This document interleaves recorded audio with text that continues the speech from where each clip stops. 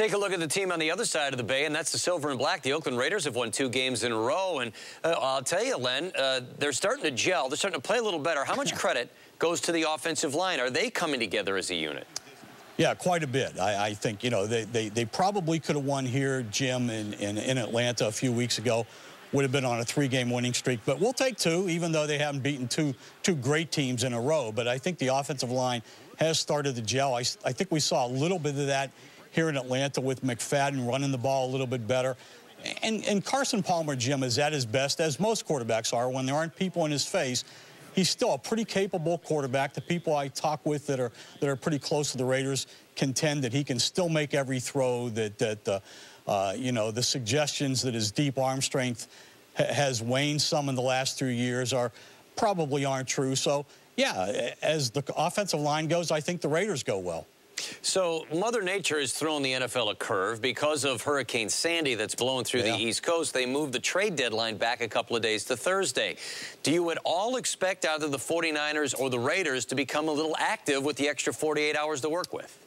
No, I don't. I mean, obviously, Jim, the Raiders made a big deal last year with Carson Palmer, but I think that was because of the injury. But historically, Jim, I don't think we see a lot of trades at the NFL trade deadline.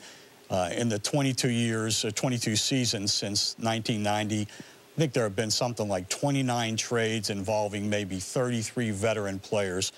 So it's really not a trading league, and I would be a little bit surprised if we see big names traded at the deadline, Jim. I'd really be surprised if we see the 2 Bay Area teams involved in big trades. Wow, really? So not just the Bay Area. You think the rest of the league, they're not going to take advantage of the 48 hours? Just not much out there, right?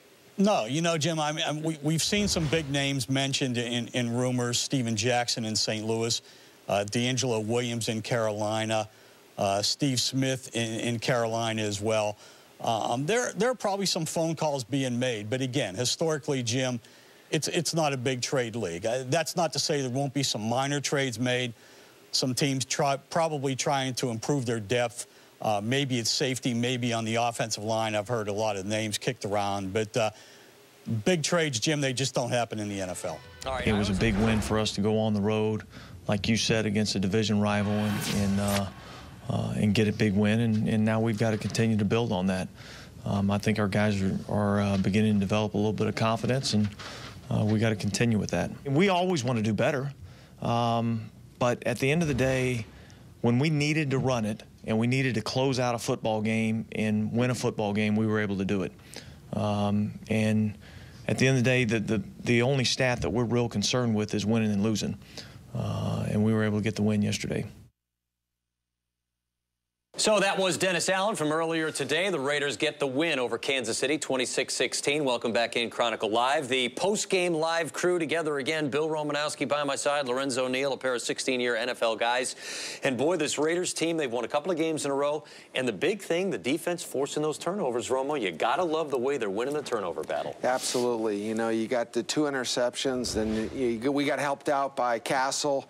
You know, he fumbled the ball at snap, and then we got a turnover on special teams. That's how you win football games, is you got to win that turnover battle. And clear enough, they were 4-1 this past week. And when you get the turnover low, what does the offense have to do with it? If you got to score points, you got to convert. I watched the defense do a great job. Special teams, great kick by Leckler here, and watch the ball. You know, fumbles here, they're able to get the ball. Here you turn it into 7 points. This is right before the halftime. You need to convert and get 7 points. A couple times they got in the red zone, you know, and only came away with 3 points.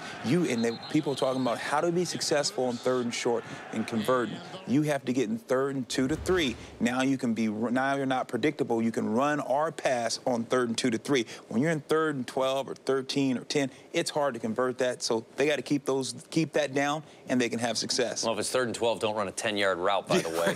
Darren McFadden's starting to break out. Goes for over 100 yards, but there are 2 views of it. Finally starting to break out and do things. There's another view of, it didn't get going until the 3rd or the 4th quarter. How do you see it as a former running back? I think that's how when you do anything, like water on a rock, you got to continue to pound. And when you're in game, games, when defense affords you turnovers and you get the ball and you're not playing from behind, guess what? You can run McFadden. And you saw yesterday that McFadden finally started to break out with some runs over 20 yards, consistency. Because why? The defense start wearing down and the offensive line start pushing, and then McFadden start doing what he's doing, and that's being able to use his speed, one cut, and get north and south. Is he breaking out, Bill? Absolutely. And what I liked is they stayed with it. And they didn't come off their game plan. They wanted to pound the football. The offensive line was challenged. They got after it. Hey, at the end of the day, if people can say, oh, he didn't get his yards till the end of the game, bottom line is he got his yards. That's what I like. And at a crucial time, because the game wasn't over, they controlled the clock. And you can run the ball in the fourth quarter and keep that offense on the sideline, you're winning. Let's focus on the one thing Bill just mentioned. That's the offensive line. Are they starting to get it? There were no sacks given up on the quarterback, Carson Palmer. You get the 100-yard rushing game. How have they improved as the season has gone on? You know what? They played a really good defensive line this past week. You know, a little conservative as far as blitzing, but they got guys who can get after the ball carrier and the quarterback, but they were able to keep them off of Carson Palmer. You heard Carson after the game, he said, oh, guess what? Equipment managers, they don't even need to wash my jersey because I didn't even hit the ground. So you like that at offensive line, because you saw last week against Jacksonville, that offensive line struggled, and they were closing in that pocket on Carson Palmer. This week, much different story. That's the ultimate compliment. If the quarterback says, I wasn't touching you, you don't have to do anything with my jersey. You mentioned it a little bit ago, Lorenzo, and that's the red zone offense.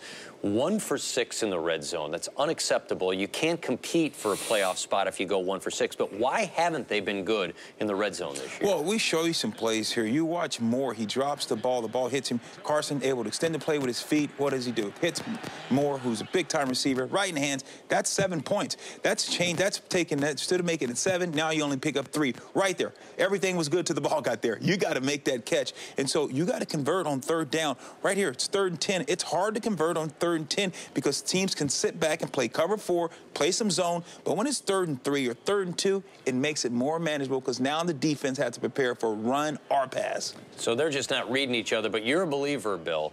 And Carson Palmer, number 3, he's the leader of this team now. Is it his team now? Absolutely. It is his team. I like what he's doing, you know, when he takes over the game in the no huddle. The confidence out there. Hey, he's still making one bonehead throw.